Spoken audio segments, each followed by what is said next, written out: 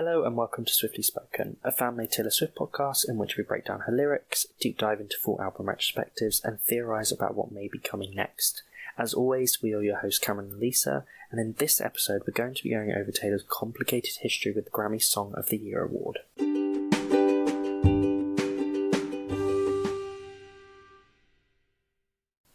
Before we get into it, we did want to mention quickly that although this is our first long-form episode this year, which will be available on all platforms as usual, if you are an audio-only listener, don't forget to also check out our YouTube, where we're posting shorter episodes every single week, recapping every Taylor Swift era, discussing possible setlists for the Eras tour, and of course counting down to the very first show in March. However, in this episode, we're going to go through Taylor's previous nominations for Song of the Year and kind of what songs did win, as well as kind of then discussing, obviously, Taylor's unlucky history with this award. As well, we'll also be talking about Taylor's chances with her current nomination of All Too Well with Song of the Year. Before we go through all of Taylor's previous nominations and her current nomination, first we want to discuss what exactly the Song of the Year award is. So first and foremost, it is one of the 4 big general field awards. This means that at the Grammys, though there are awards for every single musical genre, the general field awards are not restricted by music genre, so anything from any genre can be nominated in these 4 big awards. There is usually a lot of confusion between Song of the Year and Record of the Year, and there is sometimes overlap between these 2 awards. However, the Song of the Year award in specific is presented to the songwriters of a single song. According to the 54th Grammy Awards description guide, they mention that the Song of the Year is awarded for a single or for one track from an album. This award goes to the songwriter who actually wrote the lyrics and or melodies to the song. Song in this context means the song as composed, not its recording. So basically, essentially, this award is a songwriting award, whereas the Record of the Year award is nominated and given to the performer as well as the songwriters, producers, and everyone involved. With that in mind, you would kind of imagine that this award, in comparison to the Record of the Year, is very much concentrated on the lyrics and the lyrical content of a song. However, if we look, and when we do look into the history, sometimes there's a lot of contentious history to be talked about with regards to lyrics and this award. It is strange. Like you said, it's kind of got, I think because there is a weird misconfusion, I think, sometimes with this award, and sometimes in stuff that is actually then either nominated or wins, it's almost like, yeah, but that's the record, you know what I mean? It's almost like there's like a weird crossover, even though there is a weird focus on this award with the songwriter element. It seems that sometimes a lot of the songs that are in Record of the Year are also in Song of the Year. Right. Surely there should be kind of more of a songwriter focus, whereas sometimes it just seems like quite a crossover. And I think that, yeah, it's an interesting award, and one obviously that because of Taylor's kind of, she kind of describes herself as like a songwriter first almost, that this would be an award that obviously she has kind of looks up to and kind of desperately kind of wanting to win. I think this is one of the ones. Taylor's always been someone that loves it when her songwriting is nominated and recognised. Definitely. And recently, obviously, she's been kind of quite heavily awarded regarding her songwriting, and it's become quite a central point of her kind of artistry recently in the last couple of years. Ironically, since kind of, I think Folklore really is the kind of album that really triggered everyone being like, oh yeah, Taylor is a songwriter. I think people kind of overlooked her because of the pop element of her career, and people sometimes look at pop songs and maybe don't think that, they think, oh yeah, it's a pop song, what's the kind of songwriter element? Whereas actually sometimes it's more clever to be able to write a really hook, like, you know, a song with a really catchy hook and that can get stuck in people's heads, because obviously, you know, that's not necessarily easy to do, but also Taylor can not only do that but also write those kind of long, really kind of metaphorical songs. And I think that because of Folklore, people realise that, and now she's starting to be properly recognised, I think, in the last couple of years. I think as kind of fans from, you know, pretty early on, I've always felt like people have overlooked her songwriting, and even Taylor has said have almost used it as a kind of way to kind of belittle her, of like, oh, she only writes about this, or she only writes about that, or oh, she's just writing songs about this again. But it's like, yeah, but she's writing those, you know what I mean? Like, whereas a lot of those kind of mainstream artists in their early careers, only really recently, a lot of the kind of big pop people have started to only really start writing their songs in the first couple of years, had songs given to them. And Taylor, since day one, has always been a kind of songwriter at heart. So I think, yeah, this award is interesting in the fact that there's a lot of kind of weird kind of misconception about this award, as well as then Taylor's relationship with it is quite interesting because of the relationship of her as a songwriter. Very rambly as ever, but I find this kind of interesting. No, definitely. It is, because songwriting for Taylor is such an essential part, and she's always said that if she wasn't a singer, she would honestly still be a songwriter for other people in the industry, a writer in some capacity. And more than that, songwriting has been so very important thanks to her being on every single credit of every single song she's ever made. She's been able to re-record her masters. If it wasn't for that, if she hadn't been involved in every song and had those rights, and like, she wouldn't have been able to do any of what she's doing currently. So I can understand why songwriting for her is such an important part of it all. And because of that, I understand why, as you mentioned, this award in specific would be such an achievement for her. And to think, whereas Taylor has been recognised in so many other different award ceremonies and in different capacities, especially like you said, from folklore onwards, for songwriter, she still hasn't got a Grammy for the Song of the Year. It's strange, it really is. And again, there is a lot of overlap between Record of the Year, Song of the Year. I know some people even say, like, what's the point if the same song wins them both? How we're going to speak about them, I think, is basically, at least for me, I think that Record of the Year is a song that everything involved with it, like the production, the performer, the songwriter, who might not be the same person, everyone involved has created a hit that you can't get away from. That's how I see Record of the Year. Whereas Song of the Year...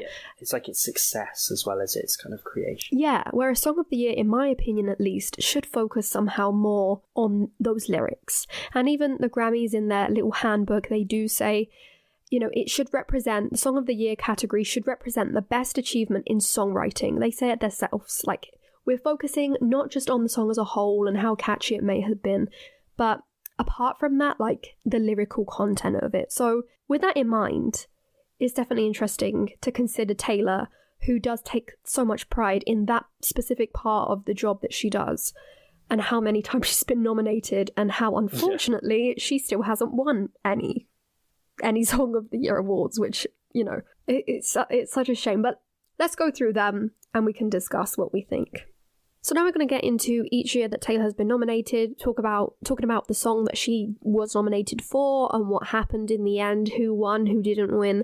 But the first thing to mention in regards to Taylor's history with the Grammy Song of the Year nominations is that there are 3 people in history that have the most nominations among songwriters, and that is Paul McCartney, Lionel Richie and Taylor Swift. They have all been nominated 6 times for this award, and Taylor is the only person that has been nominated 6 times and hasn't won as of yet.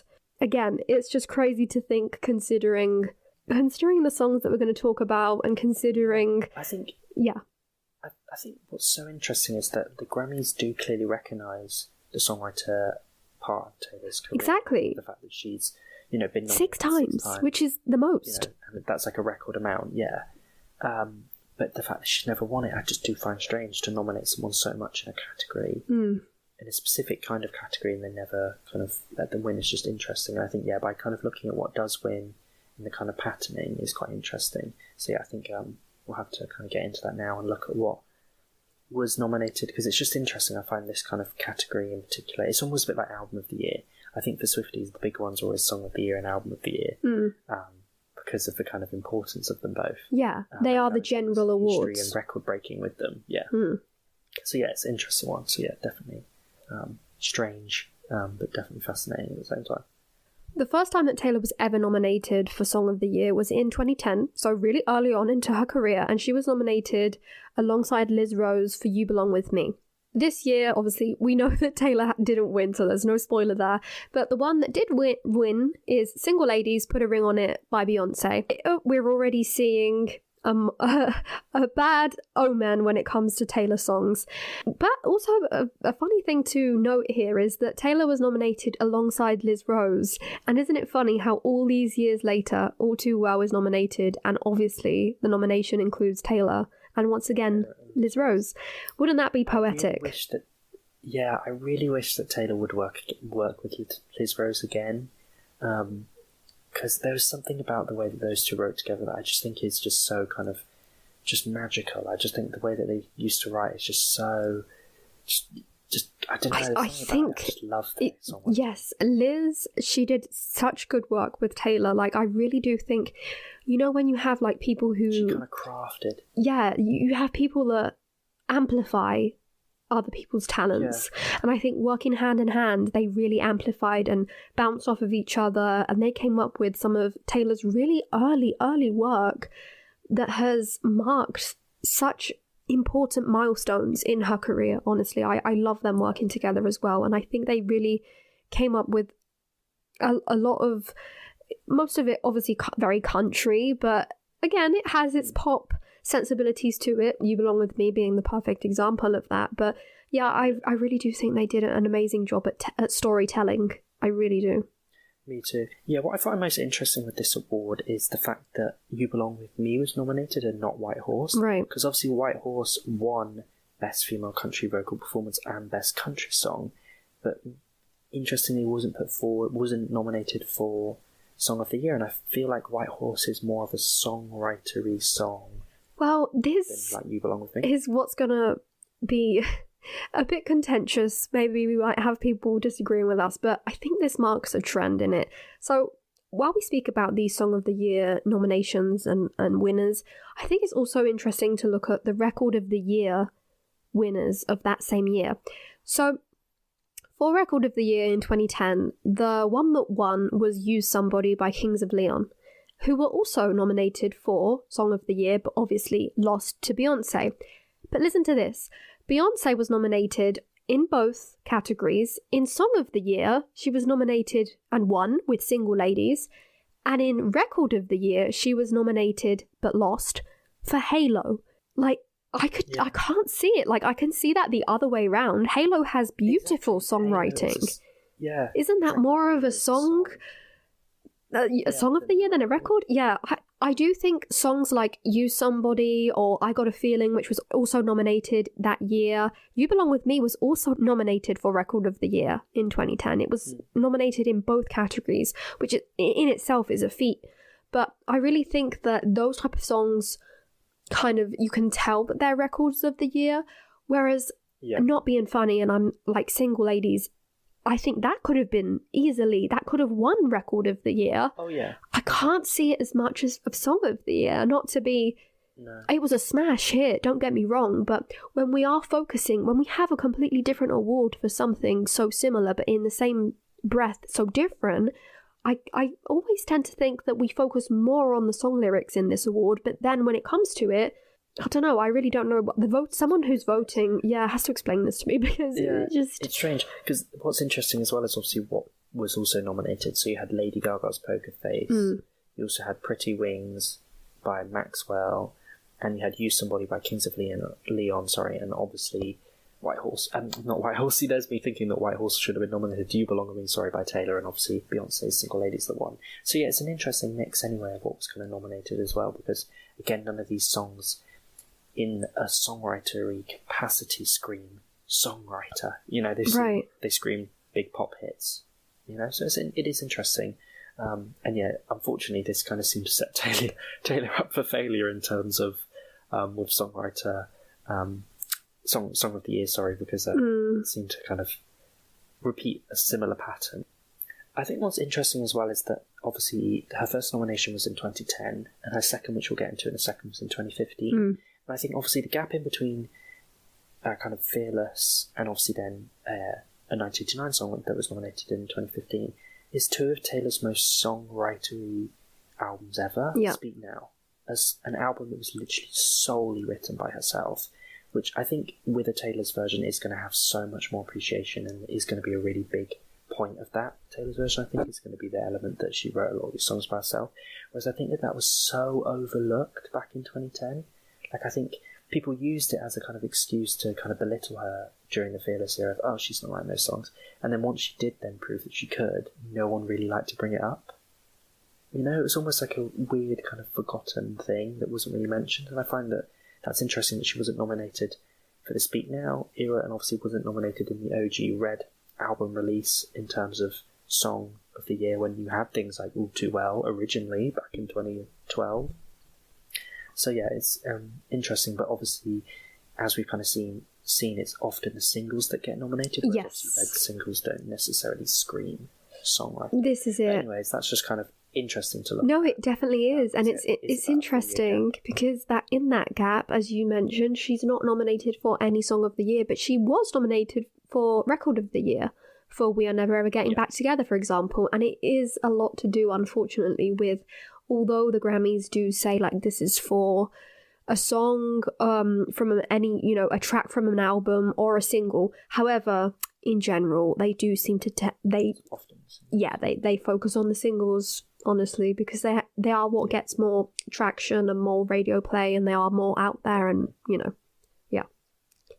And obviously, what's interesting as well, obviously, she won a Grammy as well for Safe and Sound, which again is a kind of very songwritery song, which I'm surprised as well wasn't nominated, because obviously this, as we said, this category is like genreless, so it wouldn't be limited to the restraint of it being a soundtrack song, so it could technically have appeared. So it's just interesting. But anyways, in 2015 was the next time that Taylor was nominated, and she was nominated this year for Shake It Off, who obviously, as well as herself, was also written by Max Martin and Yuan Shellback.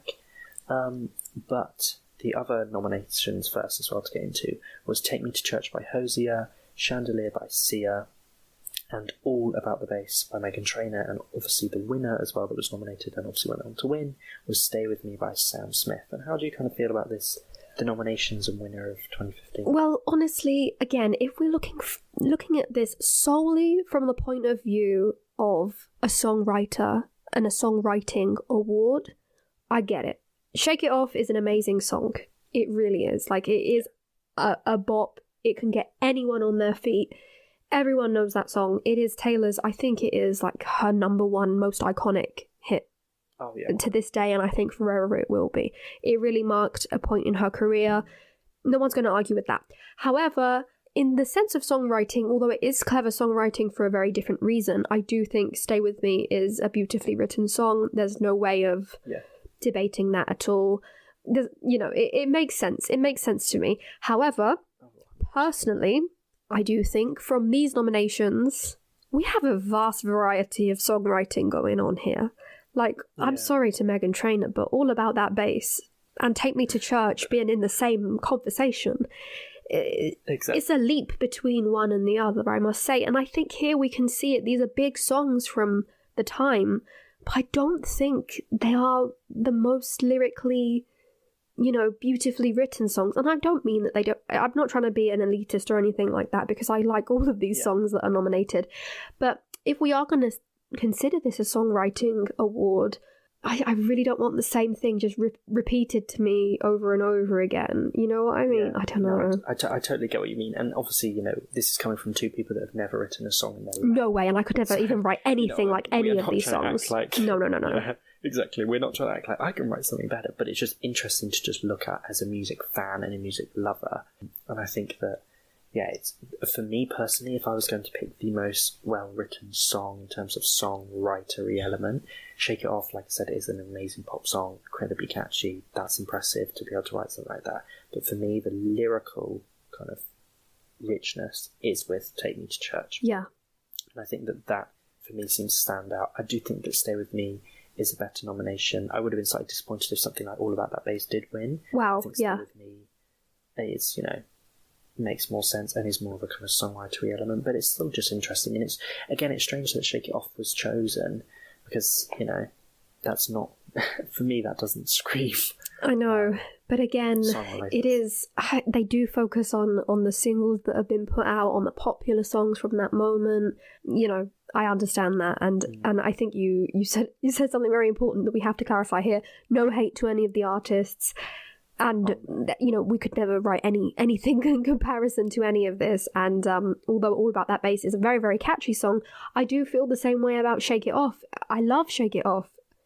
And it is clever for what it does. However, in this group, I don't think she had a chance. It's like if someone came to me and said, I want to see, like if someone's like, look, I want you to show off Taylor's songwriting capabilities. Yeah. Shake It Off would be the last song I would show them. Yeah, You would show it if you wanted to see, like, show off her pop, sensibilities, or how, a song, exactly, one of her big hits, a song that can get everyone singing at a concert, like a big arena song. Yeah, exactly. What's funny, though, is for 2015, I'm going to read out to you the Record of the Year awards now, because we have a lot of crossover once again.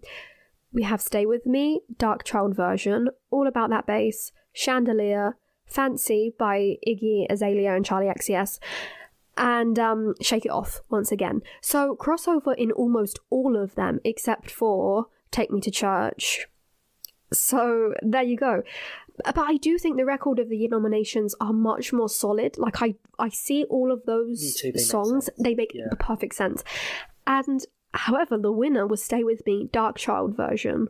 Which is interesting. It's strange that a different version was nominated. Exactly. And it see, the crossover is there. It won both. I can't even tell you what the Dark Child version of Stay With Me is. No, neither can I. I couldn't tell you either. I just think it's slightly strange to nominate. It's like All Too Well 10-minute version, Sad Girl Autumn version. Exactly. And I do think, strange. Whereas in Song of the Year, I think Shake It Off, lovely to get a nomination, but wasn't ever going to happen. Shake It Off in Record of the Year deserved it. Oh, yeah, 100%. It took over 2014 and 2015. It really did. 100%. But there you go. I think that's a good year to demonstrate the differences between Record and Song of the Year and how sometimes it doesn't really matter because they cross over anyway.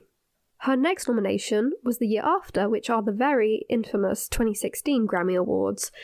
The nominations, in Taylor's case, it was for Blank Space, which was obviously written by, again, same combination as last time, Max Martin, Shellback, and Taylor herself.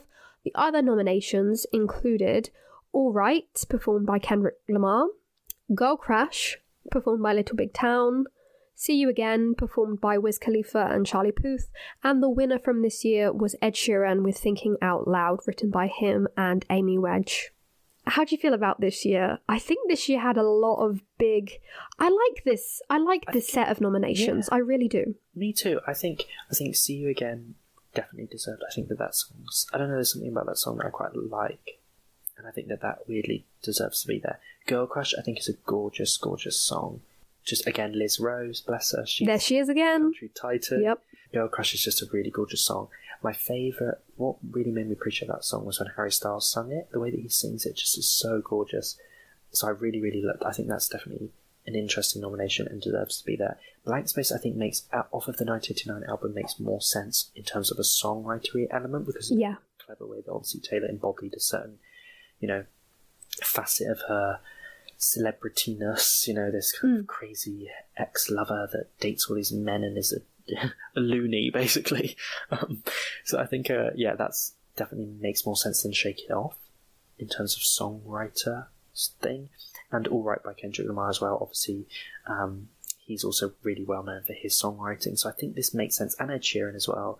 I think Thinking Out Loud also does make sense. Again, these songs are also the big songs from the year anyway. Definitely. Across the kind of country, rap, pop genres. But I think it does make sense, Thinking Out Loud. I don't know. Again, obviously I would have loved Taylor to win because, I'm a Taylor fan. I want Taylor to win all the awards. But I'm not kind of angry. Not that I was angry at any of the others, but I'm not kind of confused by nomination or winner this year. Yeah, it does make sense. I think this year seems to make more sense. Of course, we got to remember also that we're not in those years, so I can't really remember all of the other songs that could have made it and that never did. We're just basing ourselves off of these particular lists.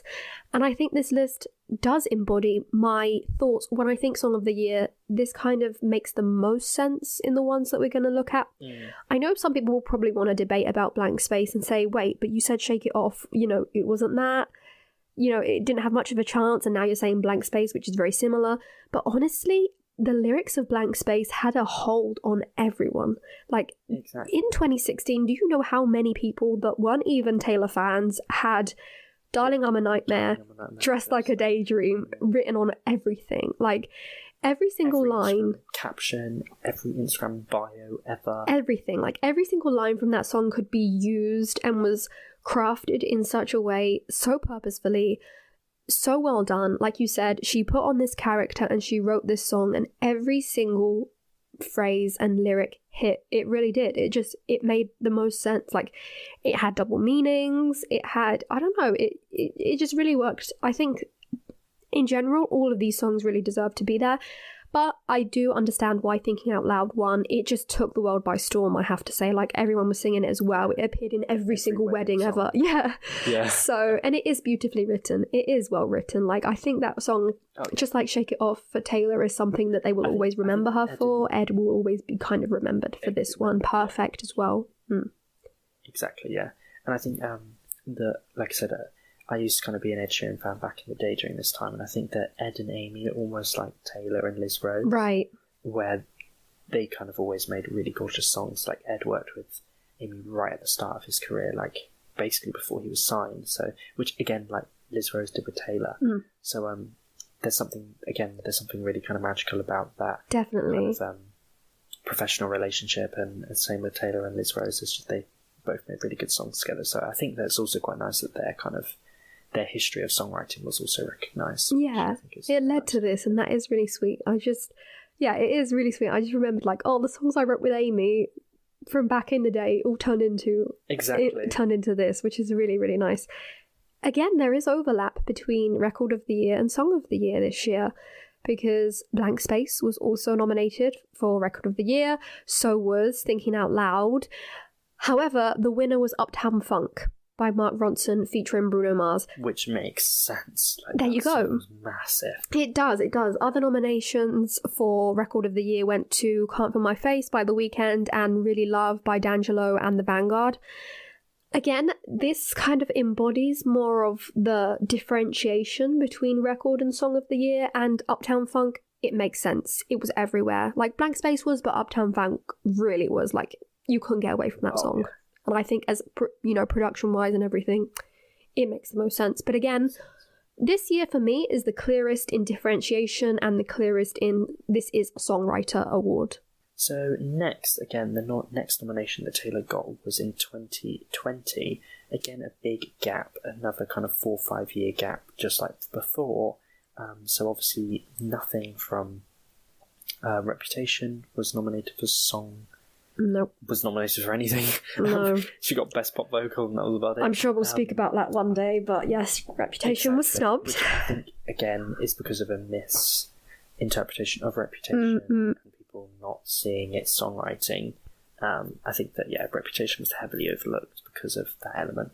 And also, I think, because it did lack, unfortunately, a solo write, which I remember at the time being slightly disappointed by, because there's always something about a Taylor solo write, and basically all of her songs are low-key a solo write anyway. Well, yeah. Because even like Max Martin and Shellback have admitted with the kind of Shake It Off case that Taylor basically wrote the whole of Shake It Off. She came in with the fully formed song. But I think that's what is interesting is I think that, again, during the Reputation era, there was maybe a misconception about Taylor songwriting, and again, the idea of, she writes pop songs. And that there's nothing below the surface because it's a pop song. So I think that that's interesting. And then obviously 2020, what is then interesting is that Taylor was nominated for the song Lover, which was obviously totally written by Taylor. And in this category, she was the only solo writer. So like I said, we'll get into the nominations. So obviously Taylor was nominated for Lover. Lady Gaga was also nominated again for Always Remember Us This Way. Brandi Carlile was nominated for Bring My Flowers Now. Her was nominated for Hard Place. Lana Del Rey was nominated for Norman fucking Rockwell. And Lewis Capaldi was nominated for Someone You Loved.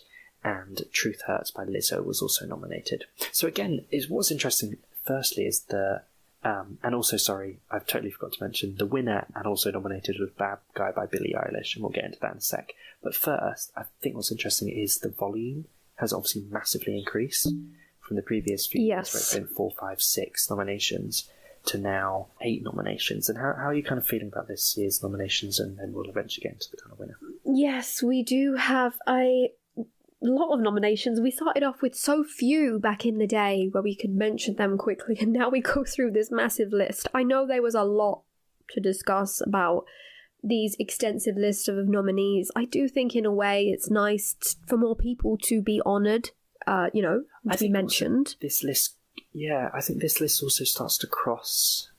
I think by the offering and nominating more people, it crosses more genres and more, like, not just the big songs of the year, but also kind of songs from maybe artists that are slightly undiscovered, or, aren't these big titans that just get nominated because their song was massive and had mental radio play, And I think that I do quite like it. Sometimes when there's more people nominated, does mean the competition's tougher, but I think that it also means that certain people that maybe would have lacked a nomination before because of the reduction in nominations are also then receiving them, which I think is quite nice. Definitely. I do like to see, like I said, I like to see more people nominated and, they get that honour, even though maybe some people may not have a chance, but the Grammys are very random sometimes, I do find. So, yeah.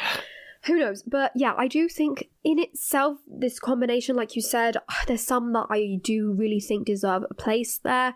There's others that I can't really opine very much towards because I haven't actually heard them. There's others that I don't know. Like, again, I'm going to go to the winner here, Bad Guy by Billie Eilish. And again, I'm not attacking Billie Eilish. I'm not coming for her. I could never dream of writing anything comparable to this. Oh, yeah. However, anything as catchy and successful. However, Bad Guy also won Record of the Year, and I do think Bad Guy in Record of the Year was a perfect win. It deserved it. It was everywhere, and honestly, the whole thing, the production, obviously Phineas and Billy worked together on all of it, and yeah, he did an amazing job. She did a good job. As a Song of the Year, nominated against these titans like Lana Del Rey is even there. Like Lana's song, that song is so gorgeous. It is well written. I'm not overly well versed in Lana Del Rey, but I've always respected her as a songwriter. Gorgeous songwriter. Yeah. And I do own Norman fucking Rockwell on CD, so that is the only album that I know inside out. And that song is gorgeously written. Like, honestly, it's just a stunning song. Again, I don't really know any of her songs really, but again, I've just from what I've heard, again, lots of people say that she's a really good songwriter as well. Even Truth Hurts by Lizzo, you know what I mean, has just more of a, I don't know, there's Truth Hurts for me, I really like that song, and I do find it more of like a blank spacey kind of lyrical. Every single line from that song was used so much that year. However, if we're looking at it that way, I guess Bad Guy as well, but I don't know, I can't. Bad Guy and Blank Space, I guess, are similar, but at the same time, I just don't see it in the same way. I just can't. For me, like I said, Lover, obviously, again, I would have loved Taylor to win it this year. And what's interesting as well is Taylor's comments this year regarding the nomination, because Taylor put up an Instagram story when she was nominated, showing her kind of excitement, which kind of shows Taylor's excitement and admiration towards this award and kind of wanting to win it. So basically on her Instagram story she said in capitals, Lover is nominated for Song of the Year at the Grammys with 3 exclamation marks, and then she said, wrote this one alone in a quiet moment and seeing it honoured in Song of the Year category by my peers means so much. Wow. 3 noms, guys. So yeah, I think that just kind of encapsulates Taylor's excitement for this award and her appreciation for being recognised as a songwriter. I do think this year, because she wasn't nominated for Album of the Year, which a lot of people build a lot of hype up around, around Taylor and that specific award, which one day we'll also have to discuss because it's a completely different story. But because she wasn't nominated for that in 2020, I think she really focused on this award in specific because it is such a big one that she had never won before and that she is so proud of. And I am glad that she did mention it because I think it really cemented in people's minds, listen, Taylor is a songwriter, she wrote this all on her own and she deserves to be up there nominated with all of these other amazing songwriters and a lot of women songwriters I'm glad to see in this group of nominees. But yeah, it's a difficult one, it really is. I don't know if Lover, there's such a strong group when you look at it. I mean, Always Remember Us This Way, Bring My Flowers Now. I know that these are songs that a lot of people have spoken about, lyrically being quite impressive. Someone You Loved is a ballad that is such a big one. Like, it has a lot of hard-hitting lyrics as well. So, I don't know. Yeah, it is interesting. Yeah, it is strange. This year I really thought we had it. Right. I remember thinking, Taylor's got it this year. Like, she's got it. Like, I don't know. I was pretty scared because I saw Lana there. I saw Someone You Loved there. And I was like, oof, I know that these are hits. I was confident. I was thinking we didn't get anything in rep. I thought the Grammys, you know what I mean? I didn't expect Bad Guy to win. I really didn't. Like, I expected it for Record of the Year, although Record of the Year didn't have Taylor included, of course, but it had a lot of hard... This was a strange... Yeah, this was a really strange year as well, because this was also the year, wasn't it, where Ariana Grande was, like, heavily nominated. Yep. And was kind of... did this massive performance, smashed up about 5 million songs. And then she was snubbed. You know, was kind of carted in, bless her, and had, like, 5 different million outfits, and then didn't win a single thing. And it was a very strange year for the Grammys. And Billie, fair play to her. All of her nominations and a lot of her wins, I think, heavily deserved. For someone so young, she's to debut in that way. Stress that more. Amazing. Yeah, no, I couldn't. I can't agree more. And it kind of emulated the kind of fearless era Taylor. You know what I mean? And I'm sure lots of people back in the day when Taylor won was, she's only been around 5 years. Right. Yeah. All of this. So it's interesting to kind of look at it that way. And I am a big fan of Billie's music. I have all of her albums and stuff on CD and vinyl.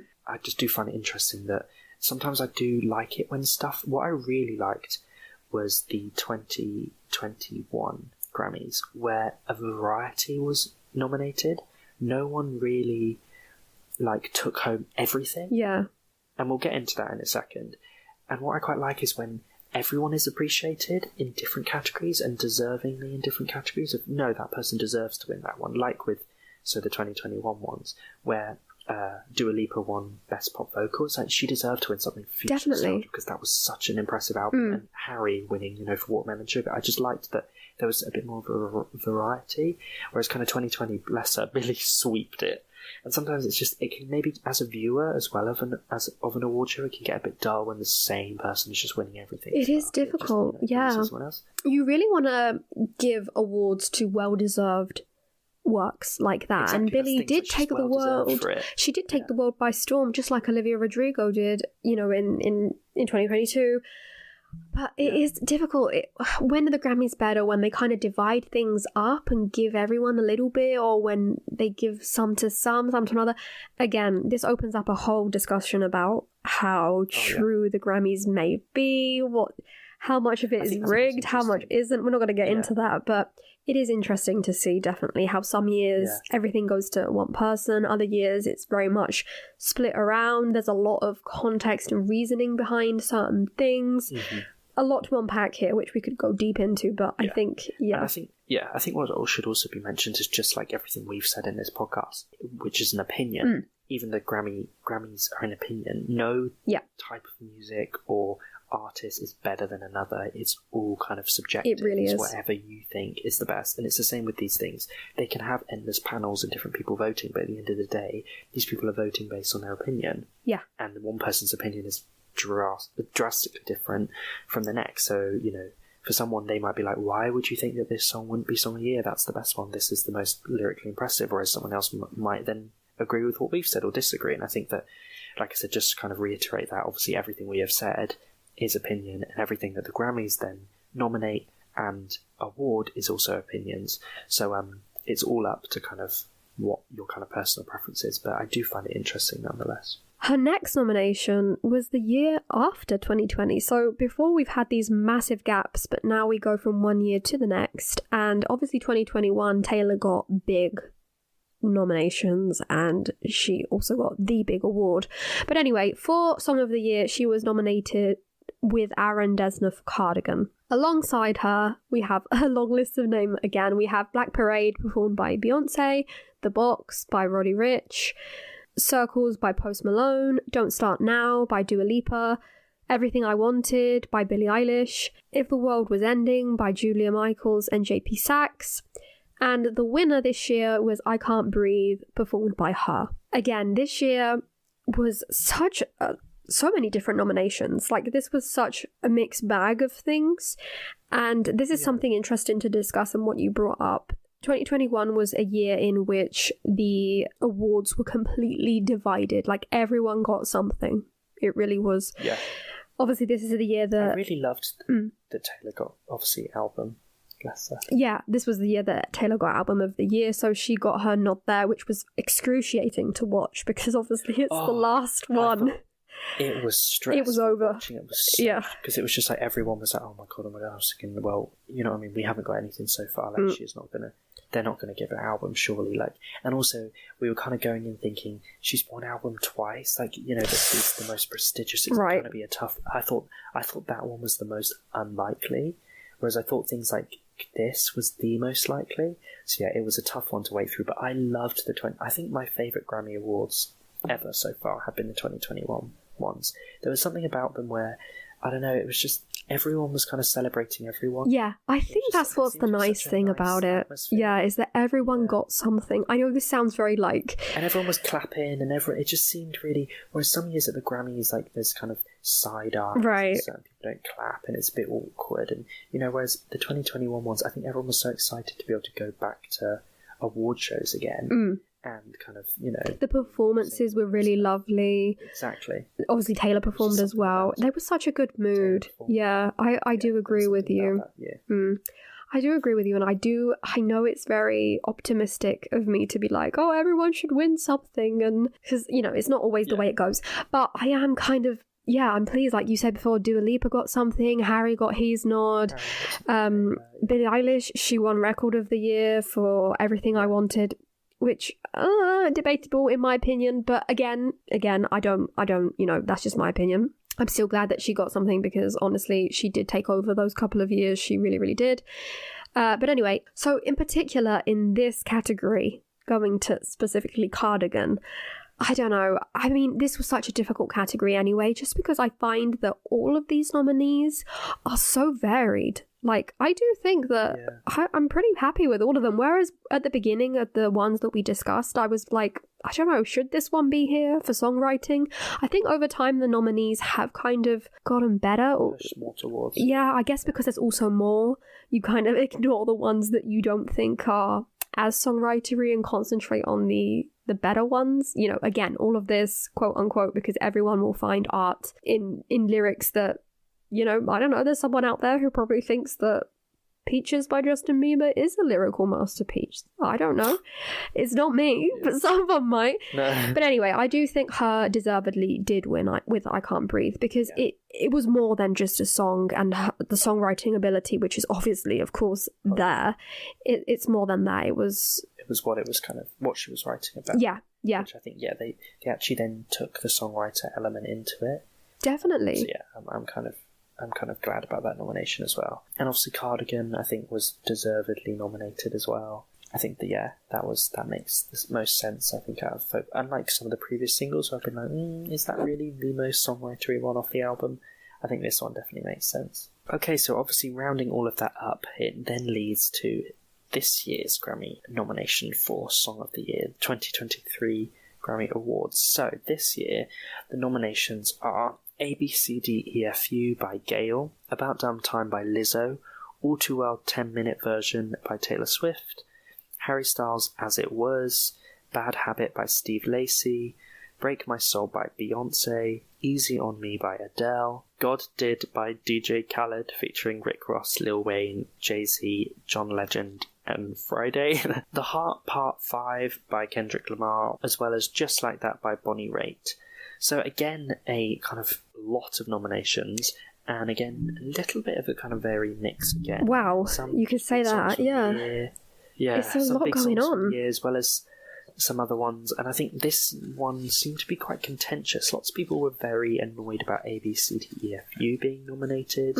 Obviously, Swifties were just over the moon that All Too Well 10-minute was nominated. I'm so glad for that. Like, generally so happy. Yeah, me too. Because that just in my eyes, this is the only song that can possibly win. But I think it's interesting that things like Easy On Me by Adele, as well as Beyonce again. Beyonce, much like Taylor, gets quite heavily nominated. She does. So yeah, it's an interesting one, as well as some kind of more rap songs in there. Lizzo again nominated with About Damn Time. So yes, I think it's an interesting mix. Harry, obviously, with As It Was, which I think, even though again is a pop song, lyrically is quite impressive. A songwriter song, it's one of those songs where it's like, it's a bit of a Forever Winter song where like the lyrics, it's a bit of a bop, but then when you listen to the lyrics, you're like, oh, this is really sad. When you like, concentrate on them, like, oh, okay. Yeah, exactly. It was a bit of an all you had to do was stay kind of moment. So I think the nominations this year are actually quite solid, and I think that even A, B, C, D, E, F, U is deserving. Like, you know, it's quite clever to be able to turn that into like a song like Gail did, especially at such a young age. Like, it's really impressive. It had a big moment. So I think this year's an interesting one. I'm praying for All Too Well. Oh God, I'm praying that this is the year. We are. But I don't want to get my hopes up. I know. I'm just praying. I feel like this is such a difficult list to comment on. There's 10 songs here that are so vastly different one from the next. Exactly. Firstly, just in genre, in just the sound of them. Obviously, again, we're looking at this from the point of view of songwriting. I can understand why a lot of people may be a bit annoyed with A, B, C, D, E, F, U being there. Because you compare it to other songs that are on this list and you're like, oh, come on. However, again, I could never, and I'm not going to knock it because, again, it is kind of a clever song. Someone, I couldn't have thought of that, but she did. So it's difficult. I think with so many nominations being there's always going to be some that are going to be contentious and controversial and spoken about. This, to some extent, is on purpose.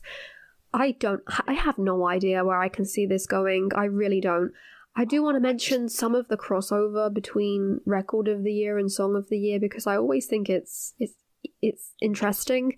So the crossover, we also have Adele nominated with Easy On Me for Record of the Year. We also have Beyoncé with Break My Soul. We also have Steve Lacy with Bad Habit. We also have Lizzo with About Damn Time, and Harry Styles with As It Was, and Kendrick Lamar with The Heart Part 5. Those are the ones that I'm seeing that, are in both categories. To be fair, which all makes sense. I think all of those songs have had big moments, so definitely makes sense to be Record of the Year. And I think, to be fair, they do make sense as well as Song of the Year. They're not screaming, not sure about it. What I mean? There's something about it where I think this year does seem to make sense for me. For me, there's just only one standout. I know, it's very difficult because, again, these are all standout songs within their genres and within their audiences. Like, I get why people really think As It Was could deserve an award such as this. In my opinion, I do see As It Was more of a Record of the Year deserving kind of song, not knocking the songwriting once again, but I just feel like it is overall more not just a songwritery song, but it is a hit. Like, it is something that you could not get away from, and all of it combined together was just so well done. So I would like to see As It Was win that Record of the Year. I really would. But that competition too is the ones I haven't mentioned plus the ones that I did is a very, very tough competition. I couldn't even begin to look into that. Yeah. But that's how I'm kind of justifying not wanting Harry in this category. But then we have like songs like Bad Habit, which I know have done so well in streaming and in popularity. Obviously Beyonce is there. Beyonce, again, massive song. Yeah. Adele is there. And we all know the history of Adele with Song of the Year, whereas Taylor has such a terrible, unfortunate history. Adele has quite a good history with Song of the Year and with the Grammys in general, so she's there. And then, of course, we have just a songwriting titans. Kendrick Lamar is there again. Yeah. I don't know. I really... Lizzo is there again. Yeah, I'm not sure. I think what's interesting as well, and I'll quickly kind of point out, as what similarly to the Lover Instagram story, when All Too Well 10 was nominated for this specific category, Taylor put on her Instagram story, "So many reasons to lose my damn mind today, but All Too Well 10 is the song I'm most proud of out of anything I've written. The fact that it's nominated for Song of the Year at the Grammys, an award I've never won that honours the songwriting, it's momentous and surreal. Just got off the phone with Liz Rose, my co-writer on All Too Well, and reminisced about how we started writing together when I was 14. She believed in me then, and we were nominated together now. It's so cute I can't cope. I want to ramble about the magic and mystery of time and fate and reclaiming my art, but instead I think I'll go to screaming for 10 minutes straight and think about how this wouldn't have happened without you. And I think honestly, when I read that, it low-key made me feel a little bit, maybe I felt a little bit like a little tear was going to, because it's just so all full circle, you know what I mean? Right. There's something I love those two so much, and the fact that she said, that Liz Rose believed in Taylor at the age of 14, like, she was unsigned, she was just, a child being like, I want to write songs and I want to be a country singer, and Liz Rose saw the potential and saw how amazing Taylor was as a songwriter, and I just love it, and I'm so glad that All Too Well was nominated, and that All Too Well has just had such a big moment. It's part of me is slightly kind of like, because All Too Well has always been that song for me, and now I feel like it's almost lost its kind of personal specialness in terms of, like, I would be like, oh, my favourite song is All Too Well, and people would look at me a bit blankly. Whereas now everyone's like, oh yeah, I've heard that. It's almost like, no, I promise, like, I'm not a fake fan. Right. But I'm so glad that it's got the recognition and that people have realised how an incredible song it is, and more people have become Taylor fans because of that song, I genuinely believe. So yeah, I'm just so glad. I just pray. But it's just interesting that Taylor mentions herself. Yeah. That it's an award she's never won that honours the songwriter. Well, this is it. This is the reason we're here, really, isn't it? Like, this is such an interesting thing for her to have commented on and for her to have kind of put into the spotlight. We're talking about a songwriting award, something she's been nominated for so many times and hasn't got because of one reason or another. And again, we're not saying that any other of these people who did win or who might win or any of the nominees don't deserve to be here as much as Taylor does, because everyone will have their own opinions. We are Taylor Swift fans, first and foremost, so of course we're going to want her to win. But I do think that there's something that has to be said about a 10-minute song being in a category such as this. A 10-minute song that is basically a decade old, basically, and it's, in the bare bones of it. Being in such a category in the state of the music that we are in at the moment. Like, if you look at the rest of these songs, of course there's some that are outliers and, not so much can fall into what I'm about to say. They have been very popular because of TikTok. They're very short songs. Yeah. They're very condensed songs. They have very catchy lyrics that you can show a diverse audience of people, and they will know a very specific line in the song, and they will know, because it has been popularized on TikTok and things like this. I'm not saying that's a bad thing. I'm just saying that is the state of the music industry at this point. Yeah.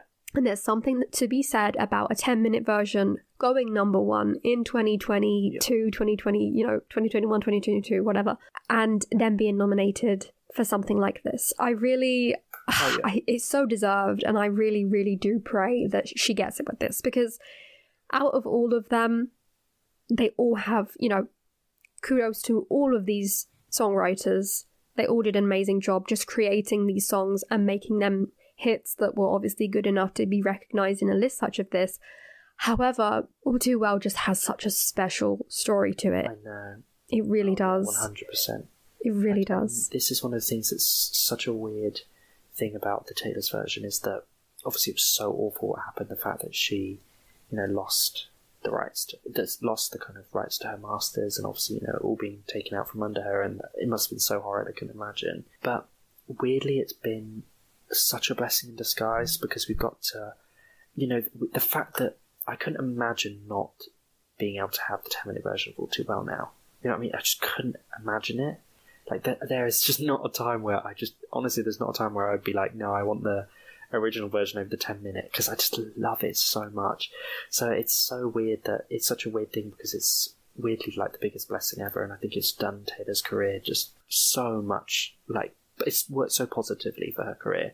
And to kind of, re-immerse ourselves in these eras and these songs and get new ones, it's just so exciting. So it would be lovely if a Taylor's version thing was nominated, and I think it would be really, not only would it be great for Taylor to win this award, but I think also a Taylor's version is quite a significant thing, and because obviously the kind of importance of the Taylor's version. So I think that would also be quite important as well, for winning something that, is a Taylor's version, and hopefully, this will be a pattern that, these vault tracks and things will be able to be nominated for these things, and the Taylor's version things will kind of take over and become a kind of standard and be recognised. It's just nice that they're being recognised as kind of, a legitimate kind of new song, and I just love it, and I just pray, like you said, that it gets nominated, because it just deserves it. It's my favourite song of all time.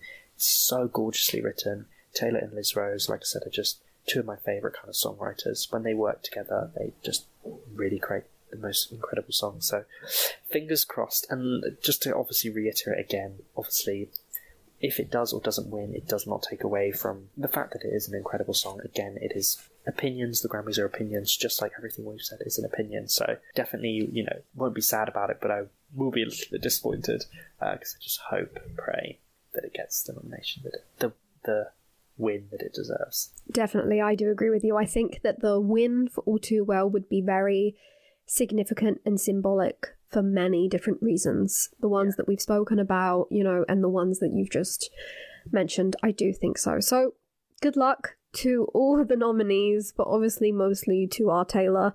We do really hope that she can clutch it with this one, because it would just be such a moment in history for music and for Taylor. I really do think so. I know that sounds very dramatic, but I do think so. I really do. Okay, we've now come to the end of this episode. We hope that you have enjoyed listening to our kind of theories and thoughts regarding Grammy Song of the Year and Taylor Swift's relationship to this specific category.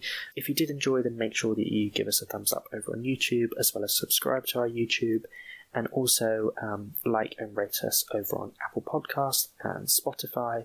And also, if you're enjoying our content, make sure you follow us over on Instagram at Swiftly Spoken Podcast. And yeah, thanks again for listening, and good luck to Taylor at the Grammys, and hopefully she'll come away with some wins.